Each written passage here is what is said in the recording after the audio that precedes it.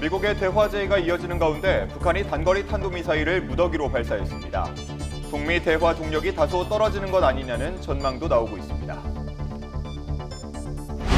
스콧 베센트 미국 재무장관은 이란 정권의 붕괴를 겨냥한 대대적 경제 압박에 나서겠다면서 동맹국의 동참을 강하게 압박했습니다. 베센트 장관은 동맹국들을 향해 우리 편인지 아니면 우리에게 맞설 것인지 둘 중 하나라고 강조했습니다. 더불어민주당이 오늘 주택시장 안정화 태스크포스 2차 회의를 엽니다. 이번 회의에서는 국토교통부, 금융위원회와 함께 정부의 부동산 대책 이행과 세제 개편안 보완 방안을 논의합니다. 국민의힘 중앙윤리위원회가 현역인 조경태, 권영진, 진종호, 서범수 의원에 대해 당원권 정지 징계를 결정했습니다. 중징계 처분을 받은 현역 의원 4명은 표적 징계라며 일제히 반발했습니다. 명태균 여론조사 의혹으로 1심에서 유죄가 선고된 윤석열 전 대통령과 오세훈 서울시장의 항소심이 오늘 시작됩니다. 오 시장은 명 씨가 진행한 여론조사 비용을 후원자에게 대신 내게 한 혐의로 1심에서 시장직 상실형에 해당하는 벌금 1,000만 원을 선고받았습니다. 시청자 여러분 안녕하십니까? 8월 21일 금요일 뉴스타트 1부 시작합니다. 트럼프 미국 대통령의 대화 제의가 이어지는 가운데 북한이 단거리 탄도미사일 10여 발을 무더기로 발사했습니다. 한미 연합훈련을 대폭 축소했는데도 무력 도발을 감행했는데요. 그 이유를 짚어봤습니다. 이경국 기자입니다. 북한이 동해상으로 단거리 탄도미사일 10여 발을 무더기로 발사했습니다. 왕이 중국 외교부장이 이틀 동안의 한국 방문을 마무리하자마자 무력 도발에 나선 겁니다. 북한이 탄도미사일을 발사한 건 8일 만이고 올해 들어 12번째입니다. 1차적으로는 한미연합훈련이 아직 진행 중인 데 대한 반발로 해석됩니다. 트럼프 대통령의 지시로 한미훈련은 이미 일주일이나 축소되고 북한이 민감해하는 공격훈련 위주의 야외 기동훈련도 사실상 취소된 상황. 하지만 김여정 북한 노동당 총무부장은 담화문을 통해 전혀 흥미를 느끼지 않는다며 이를 평가절하했습니다. 북한은 방어훈련이든 반격작전이든 연합훈련이 진행되고 있는 자체를 이제 문제시하는 거예요. 또 침략적 성격은 변하지 않는다는 게 북한이 가지고 있는 근본적인 문제의식이기 때문에 특히 북미 두 나라 지도자들 사이의 훌륭한 관계와는 무관하게 북한의 안전을 위한 주권적 행사들은 필수라고 언급한 내용을 실행에 옮겼다는 해석입니다. 무엇보다 트럼프 대통령이 공개적으로 북한의 대화 제의를 이어가는 상황인 만큼 이에 대한 메시지로도 읽힙니다. 나중에 만날 때 북한 비핵화라는 표현은 아예 쓰지도 말아라라고 하는 그런 이제 차원에서 이렇게 발사를 하지 않았나라고 보는데요. 이것은 시진핑 주석이 북한을 방문할 때도 똑같이 했습니다. 일각에선 북한이 사실상 대화 거부를 담은 담화문에 이어 무더기 미사일 발사까지 감행하면서 북미 대화 동력이 다소 떨어진 거 아니냐는 전망도 나오고 있습니다. YTN 이경국입니다. 북한이 미사일을 발사한 직후 김여정 노동당 총무부장이 한미연합훈련의 축소 과정을 직격하는 담화를 냈습니다. 이재명 대통령의 실명도 거론하며 이중적 언행을 이어가고 있다는 등 비난을 쏟아냈습니다. 최도희 기자가 보도합니다. 북한 김여정 노동당 총무부장이 이번엔 한국을 정조준한 담화를 발표했습니다. 단거리 탄도미사일 10여 발을 무더기로 발사한 지 몇 시간 되지 않아 미국 요구로 한미연합훈련 조기 종료를 코앞에 둔 한국을 직격한 겁니다. 김여정 부장은 트럼프 미국 대통령이 갑자기 훈련을 축소하라 해도 한국은 항변 한마디 할 수 없는 처지라며 지휘권을 상전에게 맡긴 허수아비 군대의 숙명이라고 꼬집었습니다. 이런 한국의 처지는 그토록 자랑하던 한미혈맹의 주종관계를 선명히 보여주고 있다고도 쏘아붙였습니다. 김여정 부장은 비난 과정에서 이재명 대통령의 실명을 거론하기도 했습니다. 앞에선 미국의 연습 축소 결단에 경의를 표한다면서 뒤로는 자주국방과 독자적 군사력 확보를 운운한다며 이 대통령이 안팎 다른 이중적 언행을 한다고 비난한 겁니다. 전날 트럼프 대통령과는 좋은 사이라며 대화 여지의 가능성을 둔 것과는 사뭇 대조적입니다. 우리 정부가 한미연합훈련 축소를 북미 대화의 마중물로 해석하자 긴급 담화로 찬물을 끼얹은 거로 보입니다. 한미 군사훈련을 축소시키는 것이 결국 북미 대화의 여건을 만들어내고 그게 남북 대화 재개에도 도움이 된다는 그런 해석을 이재명 정부가 하니까 이런 부분에 대해서 사전에 아주 철저하게 이런 희망사항을 차단시키고 이재명 정부의 페이스메이커론, 즉 북미 대화를 견인하겠다는 주장에도 선을 그었다는 해석이 나옵니다.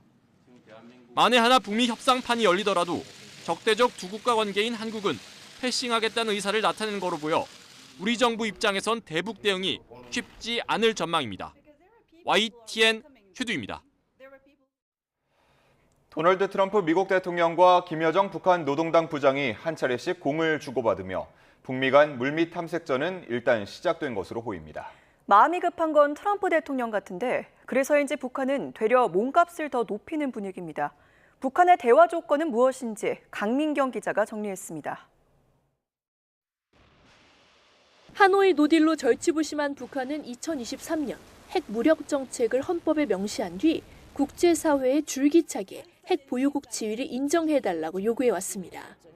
미국을 향해서도 마찬가지 비핵화 요구와 적대시 정책을 철회하면 다시 대화할 수 있다는 입장을 일관되게 피력했습니다. 만일 미국이 조선민주주의인민공화국 헌법에 명기된 우리 국가의 현 지위를 존중하며 대조선 적대시 정책을 철회한다면 우리도 미국과 좋게 지내지 못할 이유가 없습니다. 그런데 도널드 트럼프 미국 대통령이 먼저 한미연합훈련 축소라는 선물을 내밀었는데도 북한은 다시 미국의 공을 넘기고 발사체까지 쏘아 올렸습니다. 적대시 정책 철회라는 확실한 카드를 가져오란 건데 그간의 북한 고위급 말을 토봐보면 한미연합훈련 중단과 체제 보장 약속, 핵 보유국 인정 등을 요구하는 걸로 보입니다. 실질적으로 중단하는 모습이 나오면 대화에 보다 전향적인 입장을 밝힐 수 있다라고 판단이 되고 그 다음으로 북한이 미국한테 원하는 것은 비핵화 대화가 아닌 핵 군축 협상을 하자라는 것이죠. 경제 혈관을 틀어준 대북 제재 역시 풀어야 할 숙제지만 전문가들은 북한의 위상이 2018년과는 달라졌다는 점에 주목해야 한다고 강조합니다. 핵 미사일 역량이 더 커진 데다가 중국, 러시아라는 든든한 우군까지 생긴 만큼 예전보다 여유로운 위치에서 협상할 여력이 생겼다는 겁니다. 트럼프 대통령이 중동발 위기로 마음이 한껏 조급해졌다는 점도 북한이 몸값을 더 올리려 하는 배경으로 꼽힙니다. 과거와는 다르잖아요. 그래서 2019년도의 굴욕을 다시는 당하지 않겠다는 그런 생각을 가지고 있기 때문에 아마 단단히 벼르고 그리고 이제 계속해서 몸값을 올려가면서 물론 트럼프 대통령 입장에서도 본토를 위협하는 북한의 ICBM을 놔둘 수 없는 등 타협의 마지노선은 분명한 상황. 대북 제재 해제 역시 미국 의회는 물론 국제사회의 동의가 필요한 사안인 만큼 정상회담 성사까지 가는 길이 쉽진 않을 거란 관측이 나옵니다. YTN 강민경입니다. 청와대가 파장이 커지고 있는 대법관 서면 제청과 관련해 대한민국 헌정사 초유의 유례없는 일방 통보라며 처음으로 공식 입장을 냈습니다. 다른 관례와 법률을 충분히 검토하겠다고 밝혔는데 협의 없이 제청이 이뤄진 손봉기 대구지법 부장판사는 반려하는 쪽으로 무게를 두고 있는 것으로 전해졌습니다. 보도에 임혜진 기자입니다. 청와대가 조희대 대법원장의 대법관 후보 서면 제청 이틀 만에 처음으로 입장을 냈습니다. 청와대 관계자는 대한민국 헌정사 초유의 사태로 협의를 건너뛴 유례없는 일방통보라고 표현하며 불편한 기색을 드러냈습니다. 이어 향후 대응 방안에 대해선 다른 관례들과 법률을 충분히 먼저 검토해야 하는 사안이라고 덧붙였습니다. 청와대 내부에서는 노태학 전 대법관 후임으로 제청된 손봉기 대구지법 부장판사에 대해선 반려의 무게를 두고 검토하는 것으로 전해졌습니다. 일단 임명 동의안을 넘기고 국회에서 우회적으로 부결을 이끌어내는 방안도 거론됐지만 조율 없이 일방적으로 제청이 이뤄진 손 후보자에 대한 임명 동의안을 국회에 제출하면 동의한다는 의미로 해석될 여지가 있다는 겁니다. 다만 대법원과 청와대 사이 이견이 없었던 김성수 서울고법 부장판사에 대해선 조만간 국회로 임명 동의안을 보내는 방안을 검토하고 있는 것으로 전해졌습니다. 아울러 청와대는 대법원이 면담을 원했지만 청와대가 기회를 주지 않았다는 법원 행정처장의 발언도 반박했습니다. 두 분이 만날 합의할 기회를 주시지 않았기 때문에 결국 마지막 남은 방법밖에 없었습니다. 애초에 대법관 후보에 대해 조율이 이루어지지 않았기 때문에 정식 면담 요청도 없었다는 게 청와대의 설명입니다. YTN 임혜진입니다. 국민의힘 중앙윤리위원회가 비당권파 현역 의원 4명에게 일제히 당원권 정지의 중징계를 내렸습니다. 여기에 장동혁 대표가 당협위원장 전면 교체 카드까지 꺼내면서 또 한 번 내홍 경랑에 빠져들고 있습니다. 박정현 기자입니다. 국민의힘 중앙윤리위원회가 현역 의원 4명에 대한 징계를 의결했습니다. 가장 높은 처분을 받은 건 박덕흠 국회부의장 낙선 종용 의혹으로 제소된 육선 조경태 의원입니다. 윤리위는 조 의원이 당론을 무시하고 민주당과 개혁신당 등 타당 의원들에게 박 부의장 낙선을 부탁했다며 해당 행위에 부합한다고 판단했습니다. 2년 6개월간 당원권이 정지되면서 조 의원은 내후년 총선에서 국민의힘 소속으로 출마할 길이 사실상 막히게 됐습니다. 지난 6.3 선거에서 무소속 한동훈 후보를 지원한 진종호 의원 역시 당원권 정지 2년 처분을 받으며 차기 공천에 빨간불이 켜졌습니다. 윤리위는 또 원구성 항의 과정에서 정점식 원내대표 멱살을 잡은 권영진 의원에겐 1년 6개월, 돌려차기 사건 실언으로 무리를 빚은 서범수 의원은 10개월간 당원지위를 박탈했습니다. 징계 당사자들은 비당권파를 축출하기 위한 표적 징계라며 일제히 반발했습니다. 장동혁 대표와 대립각을 세워온 현역 의원 4명이 모조리 당원권 정지의 중징계를 받으면서 내용은 그야말로 폭발 직전입니다. 여기에 당협위원장 전원 교체 역시 내부 갈등의 불씨를 지피고 있습니다. 임박한 임기를 자동 연장해온 관례를 깨고 현역 의원을 포함한 전국 253개 당협위원장을 전부 다시 뽑자는 게 장동혁 대표 측 주장입니다. 사실상 총선 공천권을 미리 휘둘러 장악력을 높이겠다는 의도라는 게 당 안팎 공공연한 의심인데 실제 장 대표는 최근 공개적으로 중진 불출마론을 꺼내기도 했습니다. 나는 희생하지 않고 그냥 대표 한 명 죽여서 우리가 그냥 다음 총선 치르겠다? 과반 이상의 의석을 차지하고 승리했을 때는 중진들이 희생했을 때입니다. 다만 투톱 정동식 원내대표가 관례까지 거스르다가 당의 분열만 틔울 수 있다며 반대하고 있고 다선 의원들을 중심으로 최고위가 독단적으로 결정할 문제가 아니라는 반발이 분출하고 있습니다. 최고위는 해당 안건을 상정했지만 오전과 오후 하루 2차례 거친 회의 끝에 최종 의결을 미뤘습니다. YTN 박정현입니다. 국민의힘 중앙윤리위원회로부터 당원권 정지의 중징계 처분을 받은 현역 의원 4명은 표적 징계라며 일제히 반발했습니다. 멱살 논란으로 1년 6개월 당원권 정지를 받은 권영진 의원은 SNS에 의원총회 동의가 필요한 제명이나 탈당 권고 외에 가장 가혹한 징벌이라며 지난 27년 영욕을 함께한 당에서 사실상 정치를 저불한 것과 다름없는 테러라고 적었습니다. 당원권 정지 10개월 처분의 서범수 의원은 SNS에 부산 돌려차기 사건 관련 경솔한 언행으로 피해자와 당원, 국민께 심려를 끼쳐 죄송하다며 다만 이번 징계가 정적 제거용이 아니길 바란다고 지적했습니다. 무소속 한동훈 후보 지원 등으로 2년간 당원 자격을 박탈당한 진종호 의원은 오늘 오전 기자회견을 예고했는데 이와 관련해 한동훈 의원은 장동혁 지도부에 대한 사당화를 위한 징계 정치는 국민의 버림을 받을 거라고 비판했습니다. 더불어민주당 김민석 신임 대표는 취임 후 연일 당의 큰 어른들을 찾으며 통합행보에 박차를 가하고 있습니다. 전당대회 기간 깊어진 당내 균열을 발빠르게 봉합하려는 모습인데 친정청래계와의 미묘한 신경전은 계속되고 있습니다. 부장원 기자입니다. DJ와 노무현 전 대통령 묘역 참배, 문재인 전 대통령 예방에 이어 이재명 대통령 만찬까지 취임 이틀 만에 전현직 대통령들을 찾는 이른바 사통통합을 마친 김민석 신임 당대표는 다음 행선지로 당의 뿌리 이해찬 전 총리와 김근태 전 고문 묘역을 참배했습니다. 당의 큰 어른들에게 예를 갖추며 전당대회 기간 쪼개졌던 지지층을 다시 하나로 모으겠다는 취지입니다. 김 대표는 경쟁자 정청래 전 대표가 내세웠던 이해찬 정신을 자신도 이어받겠다며 이 전 총리의 20년 집권론을 계승한 연속 집권을 이뤄내겠다고 약속했습니다. 단순한 총선 승리가 아니라 20년, 30년 민주당의 황금 시대를 바라보면서 연속 집권의 틀을 짜겠다는 말. 동시에 김 대표는 당의 모든 뉴스가 민주당 TV를 통해 새벽부터 시작돼야 한다며 홍보 방식 혁신을 당내에 지시했습니다. 김어준 씨 등 친여 유튜브에 내줬던 메시지 주도권을 되찾으려는 포석이자 기강잡기라는 해석이 나왔는데 그 일환으로 앞으로 모든 행사를 국민에 대한 존중으로 시작하겠다며 정중례, 이른바 90도 인사도 도입했습니다. 당의 언어는 글이 아니라 글입니다. 국민과 당원들을 향해서 우리가 열심히 하겠습니다 하는 절을 한번 하는 것으로. 김 대표가 광폭 행보를 이어가는 사이 친정청래계는 미묘한 신경전을 이어갔습니다. 김어준 씨 방송에 나란히 출연해 선호투표제가 아니었다면 정청래 전 대표가 당선됐을 거라고 각을 세웠는데 김 대표를 향해서는 정 전 대표에 대한 조롱 등 당내 갈등을 시급히 수습하라고 요구했습니다.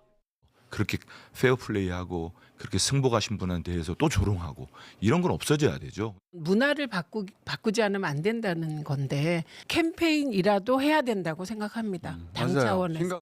치열했던 계파 갈등 수습을 위해 일단 당내 통합에 방점을 찍은 모습인데 내부 결속을 다지는 대로 조만간 야권과의 관계 설정에도 속도를 낼 거로 보입니다. YTN 부장원입니다. 명태균 여론조사 의혹으로 1심에서 유죄가 선고된 윤석열 전 대통령과 오세훈 서울시장의 항소심이 오늘 시작됩니다.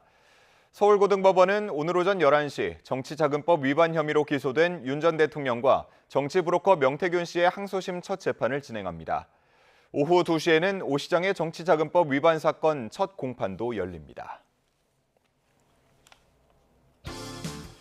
오늘의 주요 경제 일정입니다.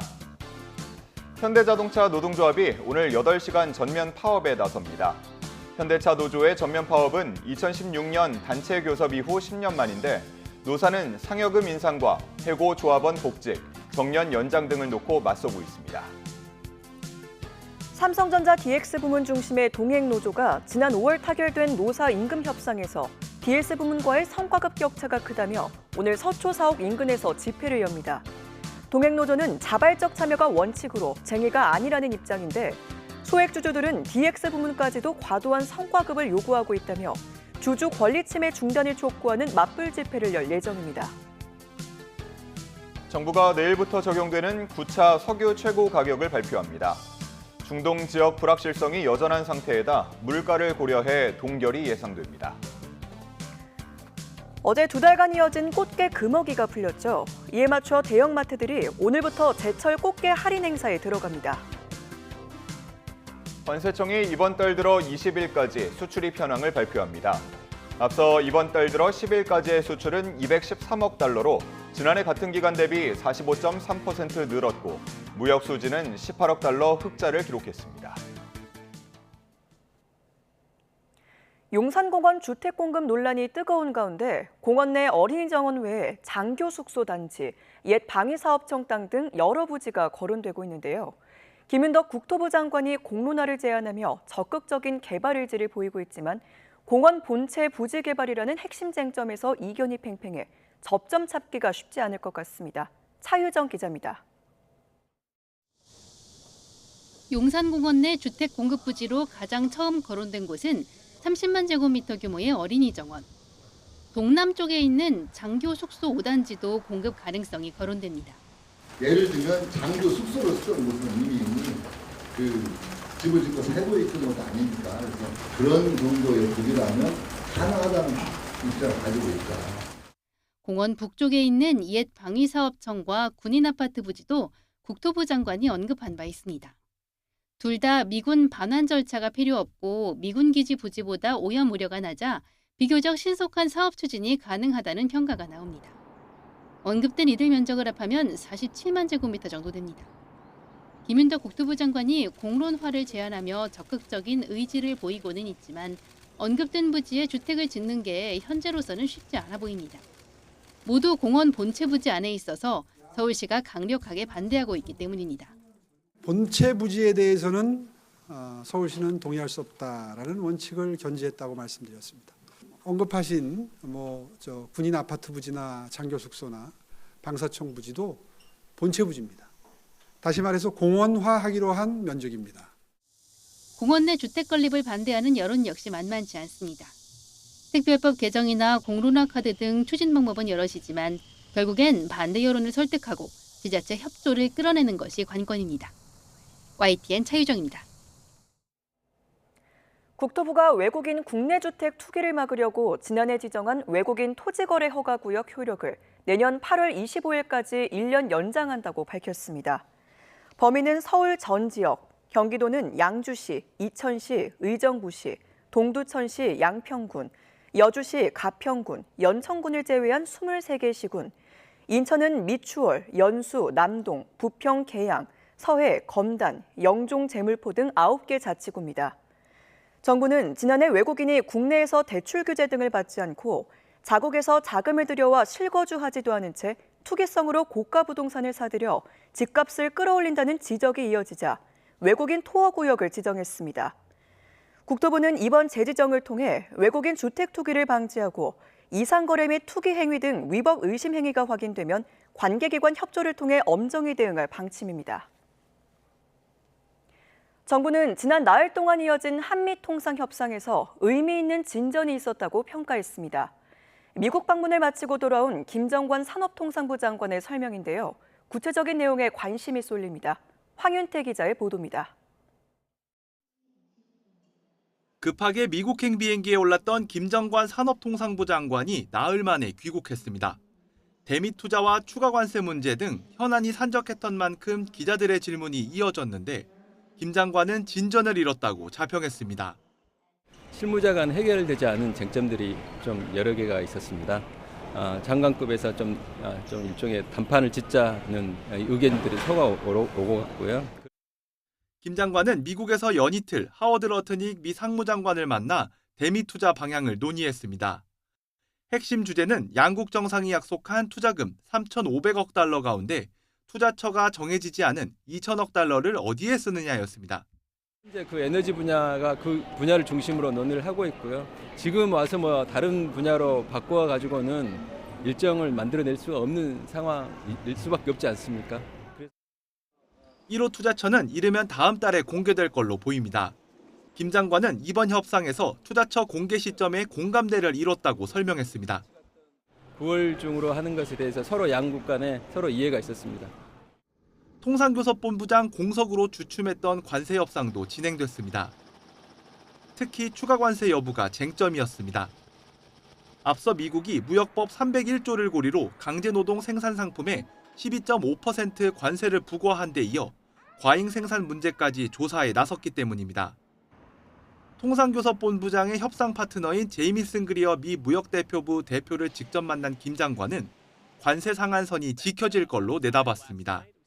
15% 그 상한선에 대한 서로 이해가 있었고요. 예단할 수 없는 상황들이 종종 발생을 하기 때문에 방심하지 않고 저희들이 계속 챙겨나갈 예정입니다. 김 장관은 앞으로도 화상회의 등을 통해 미국 측과 협상을 이어가며 막판 쟁점을 조율할 계획입니다. YTN 황윤태입니다.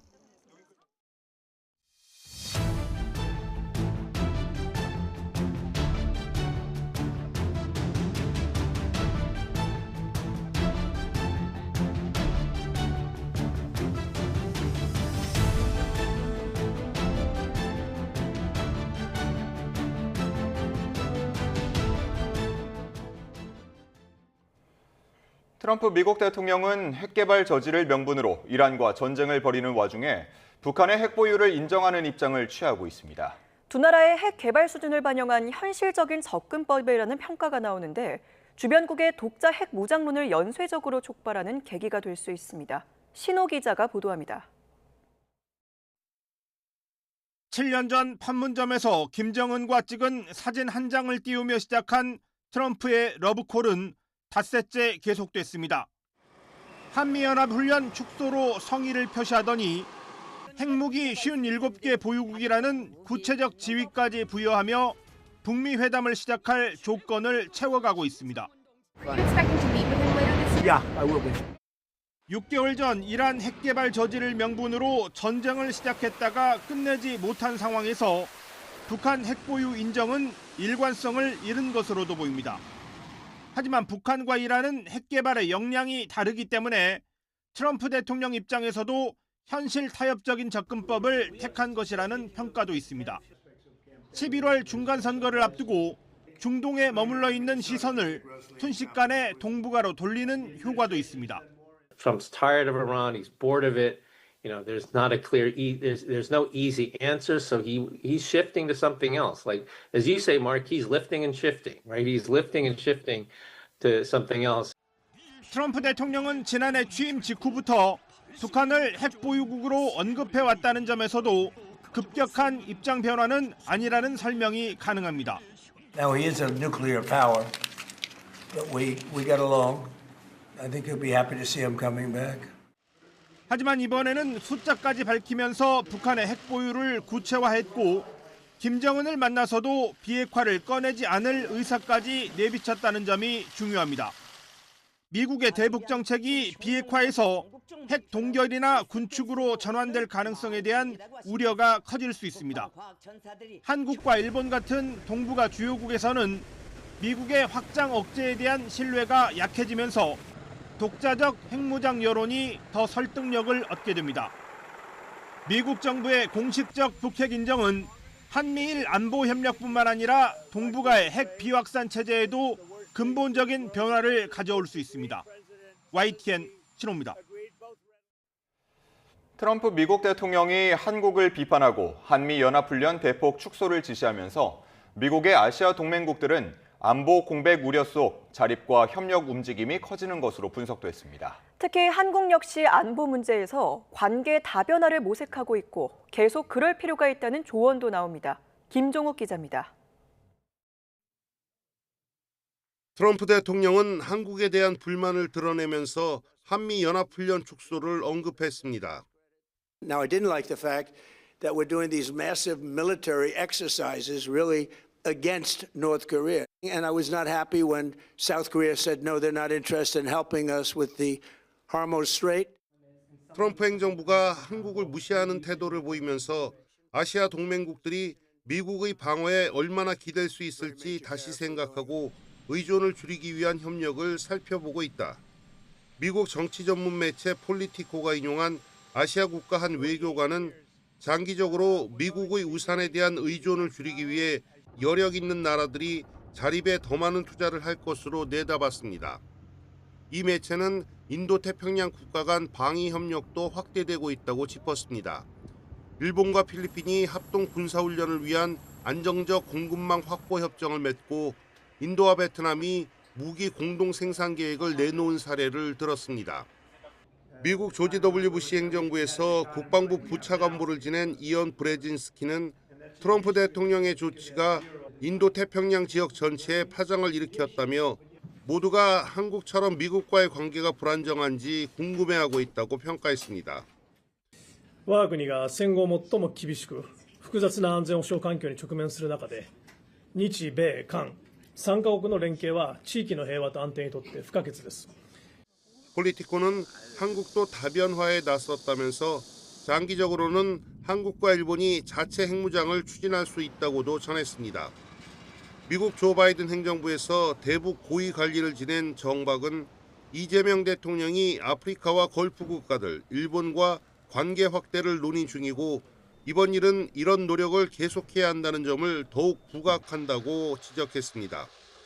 미국 뉴욕타임스도 전현직 미군 관계자를 인용해 동맹들이 트럼프 행정부의 관계 유지와 중국 견제 의지에 의문을 제기하는 때에 한미연합훈련이 축소돼 아시아 지역 대비태세가 약해질 가능성이 크다는 우려를 제기했습니다.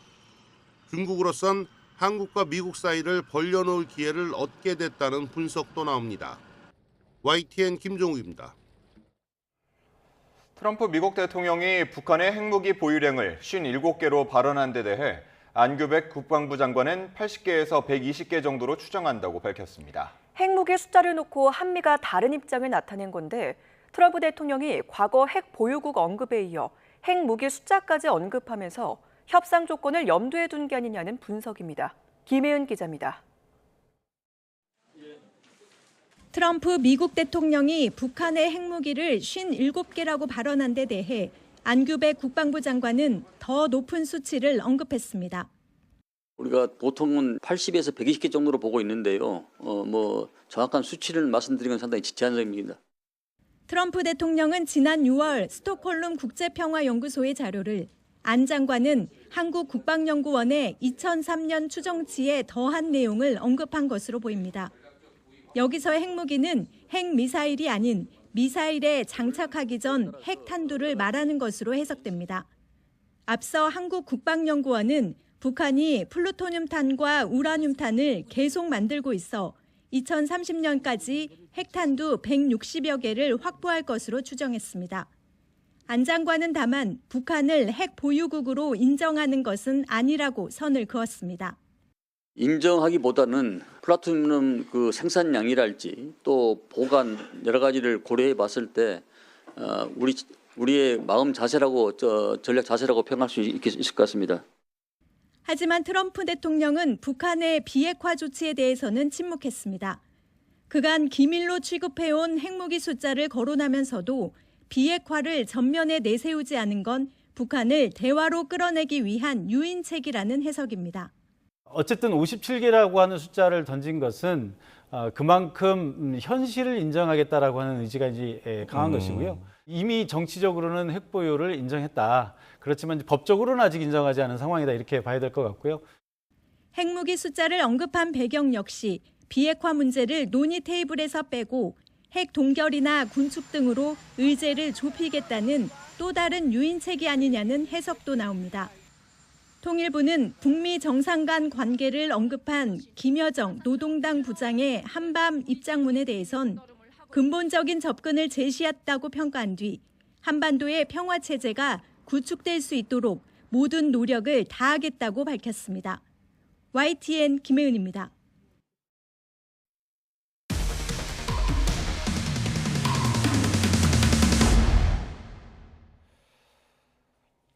서울 연세대학교 주변 산책로에서 복면만 쓴 벌거벗은 남성이 학생을 성추행했다는 신고가 경찰에 접수됐습니다. 지난 6월과 7월에도 유사 신고가 있었지만 용의자 검거 소식이 들려오지 않자 주민 불안감도 덩달아 커지고 있습니다. 최승훈 기자의 단독 보도입니다. 철조망이 쳐진 좁은 계단 위로 산책로가 이어집니다. 연세대학교로 이어지는 이곳에서 성추행 신고가 접수된 건 그젯밤 10시 10분쯤입니다. 수풀 속에 숨어있던 남성이 지나가는 여학생을 습격해 신체를 만지고 도망간 건데 용의자는 검은 복면만 달랑 썼을 뿐 나체 상태였던 거로 조사됐습니다. 어제 한 10시쯤에 방에 있었는데 그냥 갑자기 여자 비명 소리가 들려가지고 처음에는 뭔가 교통사고인 줄 알았는데 다음날 그 에브리타임에서 보니까 성추행범이 나타났다고. 이후 기숙사로 도망친 피해자가 경비원에게 도움을 요청했고 신고를 접수한 경찰이 즉각 추적에 나섰습니다. 그런데 YTN 취재 결과 해당 산책로에서 성추행 사건이 발생한 건 이번이 처음이 아니었습니다. 지난달에는 이곳 산책로에 나체 상태의 남성이 있다는 신고가 접수됐습니다. 지난 6월과 7월에도 벌거벗은 남성을 봤다거나 추행당했다는 신고가 접수되는 등 3달 사이 신고 3건이 집중됐습니다. 하지만 경찰은 아직 용의자의 신원을 제대로 특정하지 못하고 있습니다. 늦어지는 검거에 주민과 재학생들은 한 목소리로 불안감을 호소합니다. 저도 그 길을 굉장히 많이 다니는데 그쪽에서 그런 좀 불미스러운 일이 생길지 몰랐고 조금 그 길이 사람들이 다니기에도 조금 어둡기도 하고 해서. 경찰 관계자는 CCTV 추적과 DNA 분석 등을 통해 피의자 검거에 속도를 내겠다고 밝혔습니다. YTN 최승훈입니다. 인플루언서 양정원 씨의 사기 사건을 무마해준 혐의를 받는 경찰 수사팀장이 재판에 넘겨졌습니다. 검찰 수사 결과 수사팀장은 향응과 금품을 받고 동료 직원에게까지 사건 종결을 종용한 것으로 드러났습니다. 이수빈 기자가 보도합니다. 인플루언서 양정원 씨가 고발당한 사기 사건을 수사하던 서울 강남경찰서의 수사팀장 송무경감과 양 씨 남편의 통화 내용입니다. 목요일 날인가? 네. 바로 저기 한테 얘기했어요. 빨리 저기 종결하라고. 고생하셨습니다. 내가 표현은 잘 못해도 마음 깊이 그냥 감동 너무 좋고. 제가 잘 모시겠습니다, 선배님. 네. 동료 직원에게 양 씨 사건을 마무리하도록 종용했다는 건데 통화 이틀 전 송경감이 양 씨 남편을 유흥주점에서 만나 200만 원 상당의 접대를 받은 것으로 조사됐습니다. 실제로 사건은 불송치 처리됐고 그 사이 송경감은 양 씨 남편으로부터 한 차례 더 유흥주점 접대와 명품 스카프를 받았습니다. 오늘 금방 했대. 참고인으로 중지시켰대. 참고인으로 그럼 잘 된 거잖아요. 송경감은 특히 자신의 팀에서 양씨 사건을 맡았을 당시에는 전산산 피의자로 등록된 신분을 참고인으로 바꿔 사건을 종결한 것으로 드러났습니다. 검찰 관계자는 마치 재판의 피고인을 증인으로 바꾸는 것과 같다며 형사법상으로 찾아보기 어려운 방법이라고 설명했습니다. 검찰 수사 결과 송경감이 양씨 사건을 포함해 청탁을 받고 수사를 무마해준 건 모두 5건. 비위가 드러날 위기에 처하자 조작된 진술을 하도록 회유하기도 했습니다. 부회장님도 거기서 큰 소리 치고 오셨죠, 뭐. 오히려. 야, 나 모르는데 왜 자꾸 나 괴롭히냐. 난 모르는 일인데. 참고인한테 그렇게 대하면 안 돼, 원래. 내일모레 없어질 정도인데 참고인한테 말을 함부로 해? 검찰은 송경감을 구속 기소하고 송경감에게 양정원 씨 남편을 소개한 경찰청 소속 경정과 사건을 청탁한 뇌물 공여자도 함께 재판에 넘겼습니다. YTN 이수빈입니다. 제주에서 실종된 30대 여성의 행방이 석 달 넘도록 확인되지 않고 있습니다. 최초 실종 신고 당시 담당 경찰이 실종자와 실제로 연락하지 않고 안전을 확인했다고 허위 보고했다는 의혹이 제기돼 경찰이 수사에 나섰습니다. 보도에 고재형 기자입니다. 지난 5월 12일 밤 한 여성이 휴대전화 하나만 갖고 걸어갑니다. 이후 가족과 연락이 끊긴 37살 장미란 씨가 집을 나서는 마지막 모습입니다. 실종 신고 3시간 만에 담당 경찰인 A 경장이 신고자인 남자친구에게 장 씨와 연락이 닿았다며 사건을 종결한다고 알려왔습니다. 잘 있는데 이제 신고자한테는 알리지 말아 달라고 한다고 통화가 됐다 이렇게 연락을 받았죠. 경찰에서 그렇다고 하니까 저는 그냥 알겠다고 하고 잘 있는 줄 알았죠. 하지만 2달이 지나도 연락이 없자 가족이 다시 실종 신고했고 그제야 본격적인 수사가 시작됐습니다. 경찰은 A 경장이 장 씨와 실제로 통화하지 않았는데도 통화한 것처럼 허위 보고한 의혹과 관련해 직무유기 혐의로 입건해 조사하고 있습니다. 하지만 실종 이후 시간이 많이 흘러 CCTV 영상 등 당시 장 씨의 행적을 확인할 자료를 확보하기도 어려운 상황입니다. 경찰은 장 씨의 휴대전화가 실종 나흘 뒤인 지난 5월 16일 이곳 한림항 인근에서 전원이 꺼진 것으로 파악하고 있습니다. 경찰은 해경 등 관계기관과 함께 한림항을 중심으로 육상과 해상에서 수색을 하고 있습니다. 석 달 넘게 장 씨의 행방이 확인되지 않은 가운데 가족들은 수사 과정에 대해서도 답답함을 호소하고 있습니다. 부디 뭐가 나온다면 숨기지 말고 제대로 바로바로 얘기 좀 해주셨으면 좋겠고 꼭 언니를 찾아주셨으면 좋겠습니다. 최초 실종 신고 당시 경찰의 초동 대응이 적절했는지에 대한 의혹은 갈수록 커지고 있습니다. YTN 고지영입니다. 스콧 베선트 미국 재무장관은 이란 정권의 붕괴를 겨냥한 대대적 경제 압박에 나서겠다면서 동맹의 동참을 강하게 압박했습니다. 베선트 장관은 현지 시간 20일 미 CNBC 방송과의 인터뷰에서 오는 24일 기자회견을 열고 대이란 경제 압박 계획 내역을 공개하겠다며 이란 정권을 붕괴시킬 것이라고 말했습니다. 베선트 장관은 미국의 대이란 경제 압박이 세계 역사상 가장 강력하게 공조된 경제적 고립 작전이 될 것이라며 동맹국들에게 우리 편인지 우리에게 맞설 것인지 둘 중 하나라고 얘기할 것이라고 밝혔습니다. 미국에 협조하거나 등을 지거나 양자택일 뿐이라는 식으로 선택을 요구하겠다는 뜻으로 풀이됩니다. 트럼프 미국 대통령이 이란을 상대로 사상 최고 수위의 경제전쟁을 선포하자 이란이 강력히 반발하고 있습니다. 이란 외무부는 경제 테러이자 반인륜적 범죄라고 규탄했고 혁명 수비대는 새 전쟁 시 더 파괴적인 무기를 사용하겠다고 위협했습니다. 런던 조수연 특파원입니다. 미국 정부의 반인륜적이고 불법적이며 패권주의적인 본성을 확인시킨 조치다. 이란 외무부는 성명을 내고 광범위한 경제 무역 제재를 부과하겠다고 한 미국의 발표에 대해 이렇게 주장했습니다.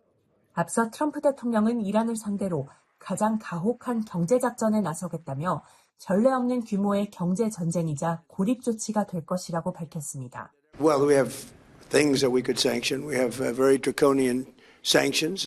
이란 외무부는 이란 시민의 기본적 인권을 표적으로 삼는 미국의 제재는 경제 테러라고 규탄했습니다. 또 이번 조치가 미국과 이스라엘의 대이란 전쟁이 실패로 돌아간 상황에서 나왔다고 평가절하하면서 대미 항전 의지를 강조했습니다. 이란 혁명수비대도 새로운 전쟁이 발발할 경우 과거보다 더 파괴적인 무기를 사용할 것이라고 위협했습니다. 이란군이 모든 군사무기 분야에서 끊임없이 진전을 이루고 있고 더욱 정확하고 파괴적이며 기술적으로 진보한 무기를 생산하고 있다는 겁니다. 구체적으로 탄두의 세대 교체, 타격의 정확도, 미사일 사거리에서 차이가 날 수 있다고 언급했습니다. 예멘의 친이란 반군 후티와 사우디아라비아의 분쟁에 대해선 후티의 군사 역량이 계속 강화되고 있는 만큼 사우디는 절대 이기지 못할 것이라고 주장했습니다.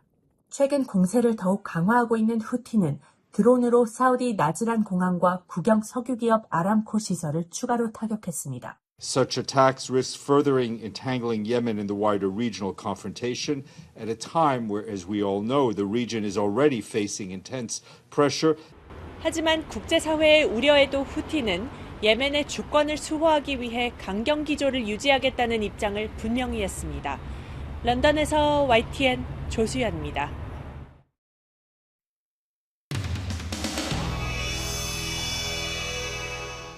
의도가 뭡니까? 잘라달라는 겁니까?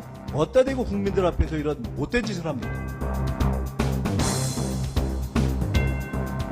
조희대 대법원장은 사법 정치를 너무 잘해요. 정치꾼이야.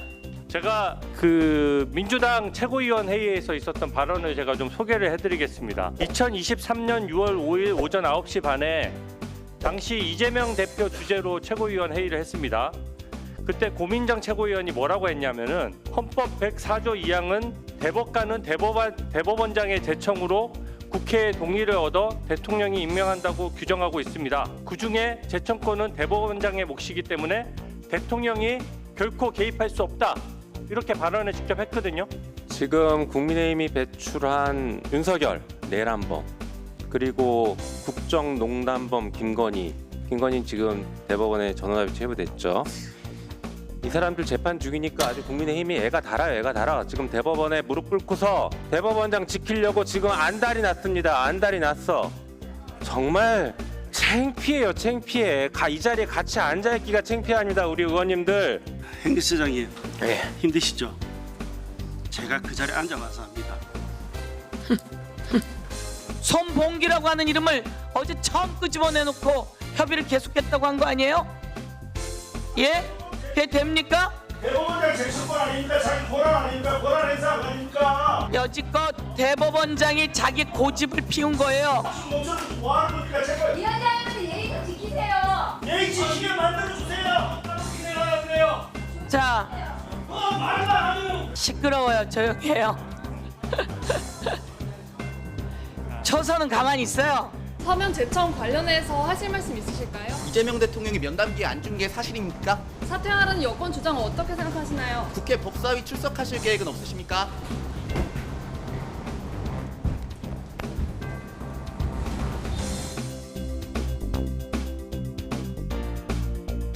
누구를 대법관으로 할 것인지는 대법원장의 권한이라는 것입니다. 대통령이 대법관을 선택하고 임명할 수 있도록 하기 위해서 이번에 확실하게 협박을 하는 것이라고 생각을 합니다. 국민이 바본 줄 압니까? 조희대 씨? 조희대 대법원장은 이제 대법원장이라고 부를 수가 없습니다. 법기술원장입니다. 체면도 염치도 없습니까? 의도가 뭡니까? 잘라달라는 겁니까? 무슨 자격으로 그 금싸라기 땅 서초동에 있는 겁니까?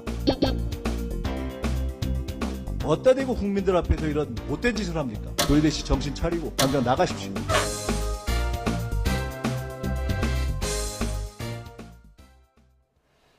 끝으로 날씨 알아보겠습니다. 오늘은 무더위 속 중부지방에 비가 내리겠습니다. 지역별로 강수량 차이가 크고 짧은 시간 강하게 집중되는 곳도 있어 주의가 필요한데요. 자세한 날씨 기상센터 연결해 알아보겠습니다. 원희다 캐스터 전해주시죠. 네, 오늘 비와 소나기 소식이 있어서 나오실 때 우산 챙기셔야겠습니다. 현재 서해상에서 발달한 비구름이 내륙으로 들어오고 있는 모습인데요. 충청과 전북 북부는 오전까지, 수도권과 강원도는 내일 오전까지 비가 이어지겠습니다. 또 충청 이남 지방에는 한때 소나기가 지나겠는데요. 예상되는 강수량은 서울 등 수도권과 충남 북부에 최대 60mm, 그 밖의 지역에 5에서 최대 50mm가 되겠습니다. 오늘 비와 소나기가 내릴 때는 벼락이 치고 돌풍이 부는 곳이 있어 안전사고에 유의해야겠습니다. 비가 습도를 끌어올려 후텁지근한 날씨는 계속되겠습니다. 현재 충청 이남 곳곳에 폭염특보와 열대야주의보가 발효 중인데요. 현재 서울 기온은 24.8도, 부산 26.8도를 보이고 있습니다. 한낮에는 서울 30도, 광주 35도, 대구 33도까지 크게 오르겠습니다. 주말인 내일은 또다시 곳곳에 소나기가 지날 전망입니다. 날씨였습니다. 이상으로 뉴스타트 1부 마칩니다. 잠시 후 2부가 이어집니다. 시청해주신 여러분 고맙습니다.